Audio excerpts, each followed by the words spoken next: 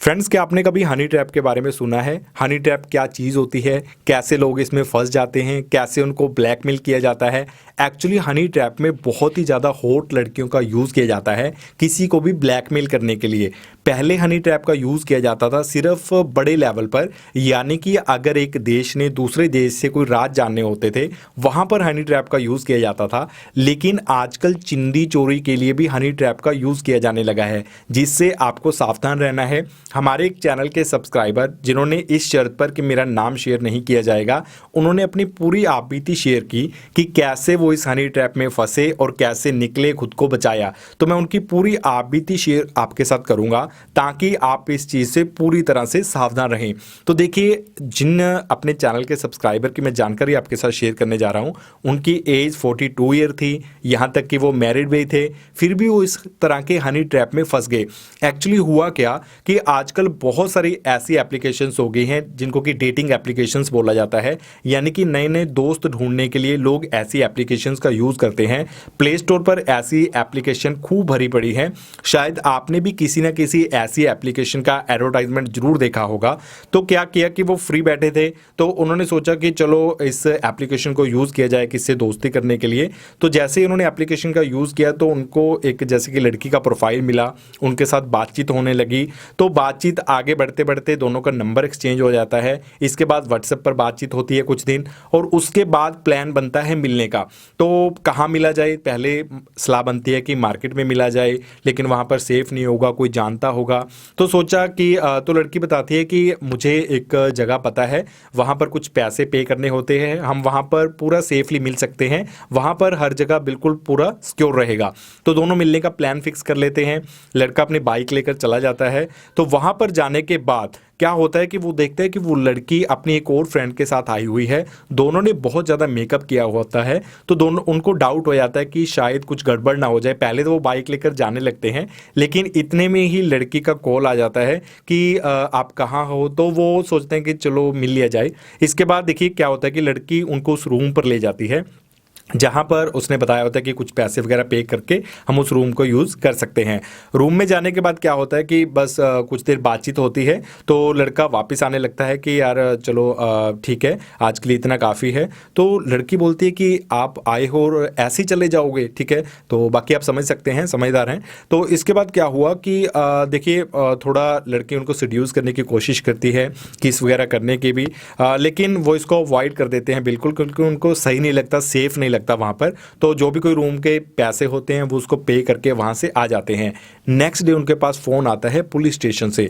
वो रियल था police station से या फिर नहीं, ये तो मुझे नहीं पता, लेकिन उनके पास इसी तरह से फ़ोन आता है कि देखिए आपके ऊपर किसी लड़की ने सेक्सुअल हरासमेंट का केस डाला है कि आपने जॉब के बहाने से उनको किसी लोकेशन पर बुलाया और उनके साथ कुछ गलत करने की कोशिश की या गलत किया, ठीक है। तो वो काफ़ी ज़्यादा डर जाते हैं, घबरा जाते हैं। जब वो पुलिस स्टेशन की तरफ जाते हैं तो उनको बोला जाता है कि महिलाओं को अलाउड नहीं है यहाँ स्टेशन के अंदर आना, हम बाहर बातचीत करेंगे। तो बाहर बातचीत करते हैं। वो सेफ्टी के लिए अपने ब्रदर को साथ में ले जाते हैं। उनको इस यानी कि पूरी घटना के बारे में उनको बीच में इन्वॉल्व करना पड़ता है, क्योंकि उनको लगता है कि वो इसमें बुरी तरह से फंस सकते हैं। एक बार आप उनकी जगह पर खुद को रखकर सोचिएगा तो शायद आप ज़्यादा बेहतर तरीके से इस चीज़ को समझ पाए होंगे कि उस टाइम क्या सिचुएशन उनकी रही होगी। तो इसके बाद क्या होता है कि वहाँ पर वही वो लड़की भी किसी और लड़के के साथ आई होती है और बातचीत होती है। तो वहाँ पर मुद्दा ये आता है सामने कि लड़की कहती है कि मैं आपके ऊपर केस करूँगी। तो उन्होंने पूछा कि इसका क्या हल किया जाए। तो उन्होंने डिमांड की कि आपको कम से कम 50,000 रुपये देना होगा। तो ये बोलते हैं कि देखिए लॉकडाउन की वजह से पहले ही पैसों की बहुत ज़्यादा तंगी है, मैं इतने पैसे पे नहीं कर पाऊँगा, मेरे पास ऐसा कोई भी साधन नहीं है कि मैं आपको इतने पैसे पे कर दूँ। तो डील फाइनल हो जाती है 30,000 पर। तो बोला जाता है कि मैं आपको 3 या 4 दिन के अंदर 30,000 दे दूँगा और यहीं पर मामला क्लोज हो जाएगा।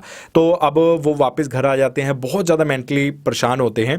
लेकिन यहाँ पर उनकी एक सेफ साइड ये रहती है कि वो क्या करते हैं कि वो जितने भी बड़े पुलिस अधिकारी थे वो उन सभी को मेल डाल देते हैं और उनके साथ जो भी कोई आपबीती हुई होती है वो सारी उस यानी कि मेल पर शेयर कर देते हैं।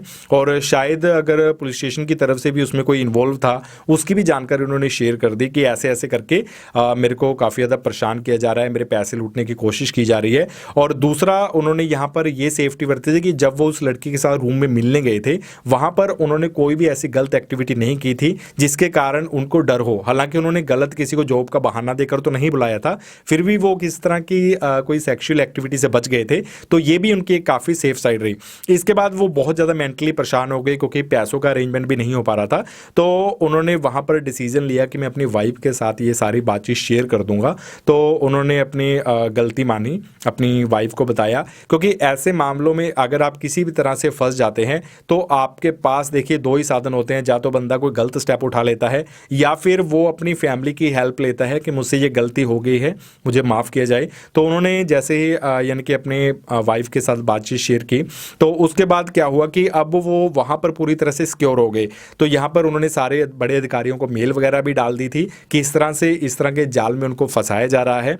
तो उसके बाद क्या हुआ कि अब वो बंदे दोबारा से पैसों की डिमांड कर रहे थे, तो उन्होंने साफ साफ उनको मना कर दिया कि मैं ना तो वहाँ पर आऊँगा ना ही कोई पैसे पे करूँगा। और वो भी अलर्ट हो गए कि उन्होंने एक दो बार धमकियाँ दी कि लड़की आपके घर आएगी ये वो, लेकिन उन्होंने कौन सा कोई अपना एड्रेस वगैरह उनको बताया हुआ था। और वैसे भी उन पर जो मेन उनको डर था, उन्होंने घर पर अपनी बातचीत शेयर कर दी थी।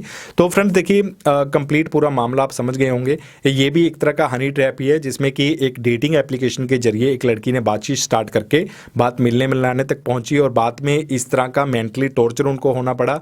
और मे बी अगर वो ये बातचीत अपने परिवार या फिर मेल पर बड़े अधिकारियों के साथ शेयर ना करते तो उनके पैसे और पता नहीं कब तक फंसे रहते। ये भी कोई ज़रूरी नहीं था कि 30,000 रुपये देकर मामला खत्म हो जाता, क्या पता कितनी देर तक और उनको ब्लैकमेल किया जाता। और कई बार तो इंसान सुसाइड जैसे गलत स्टेप तक भी पहुंच सकता है इस तरह से मेंटली टॉर्चर होकर। पहली बात तो देखिए इस तरह की गलत एक्टिविटी से बचिए, और दूसरा ऐसी एप्लीकेशन से खास तौर पर खुद को बचाइए। और यहाँ तक कि अगर आप यूथ भी हैं, अगर आपकी एज कम भी है, तभी आप ऐसे इस तरह से दोस्ती कर कर किसी को मिलने मिलाने वहाँ पर पहुँच जाते हैं, तो वहाँ पर आपको किसी भी तरह का नुकसान पहुँचाया जा सकता है, आपको लूटा जा सकता है। पहले मैंने कई वीडियोज़ में शेयर किया है। तो इस तरह के किसी भी नुकसान से आप बचिए और बहुत आपको सावधान रहने की ज़रूरत है। और जो आजकल बिल्कुल करंट में फ्रॉड चल रहे हैं इस तरह के, मैंने एक पहले आपके साथ फ्रॉड शेयर किया था जिसमें एक मेरे एडवोकेट फ्रेंड को कोशिश किया था कि आजकल एक फ्रॉड बहुत ज़्यादा चल रहा है जिसमें कि आप अगर किसी लड़की के साथ नंबर एक्सचेंज कर लेते हैं या फिर कोई भी लड़की आपका फेसबुक से, इंस्टाग्राम से, कहीं से भी आपका नंबर लेकर आपके साथ बातचीत करना शुरू कर देती है, वो वीडियो कॉल पर अपने कपड़े उतार देती है। और यही चीज़ बोली जाती है आजकल के यूथ को कि आप देखिए आप भी अपने कपड़े उतारिए। और जब क्या होता है कि उस टाइम आपको पता है कि मेंटली स्थिति किस तरह की हो जाती है, तो सामने वाला लड़का भी जब अपने कपड़े अगर रिमूव कर देता है तो उसका वीडियो रिकॉर्ड कर लिया जाता है, फिर वो वीडियो उसको भेजा जाता है, उस वीडियो के जरिए उसको ब्लैकमेल किया जाता है कि हम इसको वायरल कर देंगे। तो वहाँ पर मैं यूथ को अवेयर करने के लिए बताना चाहूँगा कि देखिए ऐसा कोई भी वीडियो ना तो फेसबुक ना ही यूट्यूब कहीं पर भी अलाउड नहीं है। यहाँ तक कि गवर्नमेंट ने अब तो एक लॉ भी पास कर दिया है कि अगर आपका यानी कि जो भी सोशल मीडिया प्लेटफॉर्म है जैसे कि व्हाट्सएप है, तो वहाँ पर उनको स्टार्टिंग का अपना वो बताना होगा। अगर कोई भी गलत पोस्ट जहाँ से पहली बार डली है तो उनको वो सोर्स बताना होगा ताकि वो बंदा पकड़ा जाए। ठीक है, तो इस तरह से आप बिल्कुल घबराइए मत। पहली बात तो इस तरह के किसी भी फ्रॉड से बचिए, किसी भी अननोन लड़की वगैरह को अपना नंबर मत दीजिए क्योंकि बहुत ज़्यादा फ्रॉड हो रहे हैं। बाद में आप इतना ज़्यादा मेंटली टॉर्चर हो जाओगे क्योंकि ये कुछ ऐसी बातें होती हैं ना तो बंदा फैमिली के साथ शेयर कर सकता है ना ही किसी दोस्त के साथ, और वो खुद ही डिप्रेस इसमें होता जाता है और हो सकता है आपके पास जितने भी पैसे हों उनको भी लूट लिया जाए। इसके बारे में 2 केस की वीडियो थी, तो एक और ये दोनों वीडियोज़ हैं, इनको आप जरूर से देख लीजिएगा। तो इसमें एक वीडियो में लड़के ने आप बीती शेयर की है, दूसरे में एडवोकेट फ्रेंड ने इसी तरह के फ्रॉड के बारे में कंप्लीट जानकारी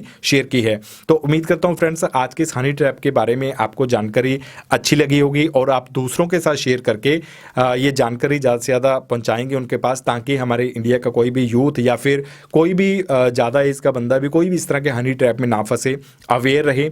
और इसी के साथ ही वीडियो को लाइक जरूर कीजिएगा ताकि यूट्यूब भी ज़्यादा लोगों को इस वीडियो को सजेस्ट करे। और हम जल्द मिलते हैं किसी और नई वीडियो के साथ।